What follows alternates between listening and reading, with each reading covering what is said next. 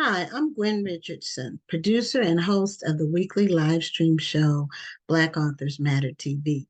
In addition to our weekly live stream shows, we put together compilations of how-to videos that are on book-related topics or other topics for our readers and for the public. This video is about how to go to college debt-free. And this video is one that's after my own heart because I'm the author of this book called 101 Scholarship Applications, What It Takes to Obtain a Debt-Free College Education. This book was, and I'm going to put it so you can see the cover better. This is the 2023 edition. And this book was nominated for an NAACP Image Award when it first came out. Every January, I do a revised edition, so the book is always current. And my daughter went to an out-of-state HBCU. She graduated completely debt-free with zero debt. And it took a lot of work. But my methods and practices I wanted to share in a book. And I also include over 300 scholarships and internship opportunities in this book. So just some tips on about going to college debt-free that I want to share. In addition to, my book explains everything, that all my methods and techniques, and it worked. But some advice I want to give for people who want to go to college debt-free, or parents who want their children to go to college debt-free, which is where I was. I didn't want my daughter to have any debt at all when she got her 4-year degree, her bachelor's degree. So I would, one, start early. Start looking for scholarships early. You can get the money that you need for school, but 10th grade is the best time to start looking. There are even some scholarships you can apply for in 10th grade and 11th grade. So don't wait until your senior year of high school to start. But if you are in your senior year, just start wherever you are. That's one point. Apply for everything that you qualify for. That's my apply for. There are literally thousands of scholarships out there, but it takes work, and apply for everything that you are, that your credentials will you meet the qualifications for. And also think outside the box. Don't just say I'm going to submit an application, especially when it comes to an essay or community service or whatever activities you've been involved in, extracurricular. Think outside the box. I want to share one instance that worked for us, because sometimes people think they have to do everything the conventional way. No, you don't. When my daughter wanted to go to a university in North Carolina, she went to North Carolina Central. We live in Houston, Texas. And so the out-of-state fees, everything was $30,000 a year to go to that school. And when they offered her financial aid, it was only $3,000. So that left $27,000. And we were concerned because we didn't want to have any debt at all. That was my mission. So she got an acceptance letter from the University of North Texas that told her she could have her tuition paid all 4 years if she kept a 3.0. That wasn't the school she wanted to go to, but that letter, we were able to utilize that to get more money from NCCU. So what we did was we took a copy of that letter. We wrote our own personal letter to the school. We said she really wants to go to NCCU, but she needs more money to go out of state. And she had great GPA. She had everything was great for her high school matriculation. So we said she can't go if she doesn't get more money from the school. And we put the letter in there from the University of North Texas that said she could get the money tuition paid for 4 years if she maintained a 3.0 GPA. And we just asked NCU, can you match this? And then that'll give us a better opportunity for her to attend. Guess what? They matched it. They more than matched it. They gave her more money than UNT gave her. So with that, we were on the way, and we just kept applying for scholarships. So I say all that to say, think outside the box. Be relentless. Don't quit. and you too can be debt-free when you graduate from college. This video also includes 2 other presenters that are going to give you some other tips for going to college debt-free. So be on the road to debt-free college. You don't want to be shackled by all that student loan debt, even if the government eventually forgives some of it. You don't want to wait on that because the government can take forever to do anything. So I have the strategy in my book. You can get my book.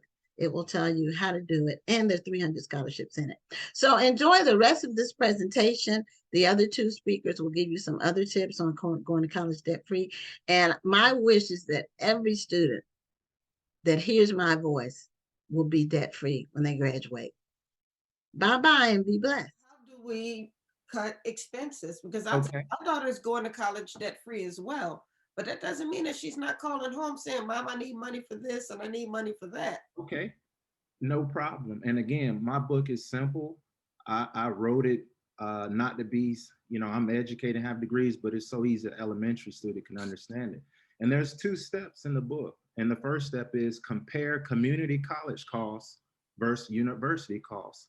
And I know, Gwen, you push scholarships and grants, but in my book, I clearly say, my book is what you want to read after you get your financial aid packet. And in theory, it's no different than when you go to a car lot. That car says it's $25,000. We all know if you talk to a salesman or you figure out a way that you can get that down to maybe 20,000, it's possible. And if there's anything I want to incorporate from my book is that just because somebody stick a piece of paper in front of you and say, this degree gonna cost you 40,000, why not look at the cut costs? And one step I'll give, and there are multiple sub pointers, is that if you just look at the meal plan itself, if you start out at the community college first, the meal plan is whatever you're cooking, if you're living alone or if you're still staying with your parents. And an example I give in the book is when we all grocery shop in the store, do you buy a year's worth of groceries or do we typically kind of borderline? I know I eat a lot of organic stuff, so I might do 2 weeks worth of fruits and vegetables. And maybe some people might budget for a month. But when you're in college and that meal plan, you're paying for a whole year worth of meals that unfortunately some students may not eat. I know a lot of guys on scholarship, they said that's all we got, the cafeteria. But when I self-examine what I paid for, I did not religiously eat 3 meals a day, 7 days a week. You're absolutely right about that because freshmen are required to live in a dorm and they're required to have a meal plan. So those are basically fixed costs at a 4-year university for a freshman. So you're absolutely right about that. So what I suggest in the book is if there is a loophole, and you're right, I talk about it. I'm giving sources, I'm not giving my opinion. One guy says where we think the meal plan is a choice. No, it's required. So they make a little bit of money off that, the meal plan. But if there's a way to cut costs, maybe instead of getting 3 meals 7 days a week, I said, give your child cash. And I said, it's no secret, food is essential for the everyday of life. But that doesn't mean that you have to take out a loan, maybe for the meal plan. And in the book, I definitely talk about that could that scenario exist? Somebody's graduated from college, but they took a loan out for the meal plan those 4 years. And even though they're not physically on the college campus, are they still paying back a meal plan and they're not on campus? Well, you know what? And the other thing is when you add up the interest you're paying, those meals, you could have been eating filet mignon with what you end up having to pay back because of the loan. Worse over time. So, folks have all kind of debt. Of course, some people can't afford their mortgages. So they have big house notes, and that's in the, $8 to $10 trillion range, depending on if you're looking at just home equity or, primary mortgages or those and home equity loans or home equity lines of credit. Of course, there's the credit card bills. That's $1 trillion outstanding. Student loan debt, that's almost $2 trillion. It's about $1.8 trillion. Auto loan debt, that tops $1 trillion. So in many ways, we're really a nation of debtors. You talked about starting your business after you got out of the military, Rhonda, and a lot of folks go into debt starting a business as well. So then there's business debt as well that people can get caught up in. And we hear a lot of people talking about quote unquote good debt, versus bad debt and that kind of thing. Right. And increasingly, because I had been in not only credit card debt, but also had student loan debt. And I wrote a sequel, as a matter of fact, to Zero Debt called Zero Debt for College Grads, from student loans to financial freedom, because I knew what that was like. I had $40,000 in student loan debt when I got out of grad school at USC in Los Angeles. So increasingly, over the years, I've kind of evolved in my position, in my thinking about debt. I really don't believe that there's pure good debt. I definitely believe that there's debt that can serve a positive purpose and that can be leveraged and that can help you get ahead. I definitely agree that, say, student loan debt can be potentially an investment in your future. I think that having a mortgage can be a good thing to help you establish home ownership. I think getting a business loan can help you to start an enterprise or help you expand a business. So yes, those are all positive things. But really the challenge is paying off the debt. The challenge is getting rid of the debt, So I guess my first thing that I would really want people to hone in on and to learn is that any form of debt can be bad debt if you don't have a plan to pay it off as quickly as possible, and if the debt is unaffordable for you, given your own personal situation and circumstances. So, me having $100,000 in credit card debt, was it excessive? Heck yeah, it was. It was not a pretty sight to behold, believe me. However, at the time, I did have a six-figure job as well. I was working as a television reporter at CNBC. So I had a healthy income. And so some of the things we have to think about debt is that it's all relative, So $10,000 might be just excessive and too much for somebody making $30,000 a year. And we have to put all of this in context. And so really the first message I try to share with people nowadays, of course, I'll tell them strategies for how to get out of debt and all of that. And I'll share my story, and I'll share it tonight if you want, about, how I got into debt and how I got out of it. But really the first thing is mindset. The first thing is to wrap your head around having a liability and owing somebody something, because way too many of us owe somebody something, right? Whether it's a mortgage, a student loan, a credit card, an auto loan, a business loan, etc. We're up to our eyeballs in debt. And you shouldn't just think, oh, this is good debt. I'm gonna take on, I know I'm going to grad school now and I'm gonna, it's gonna be 40,000 or 50,000 or whatever, but I'll just worry about that later. That's really not a good strategy.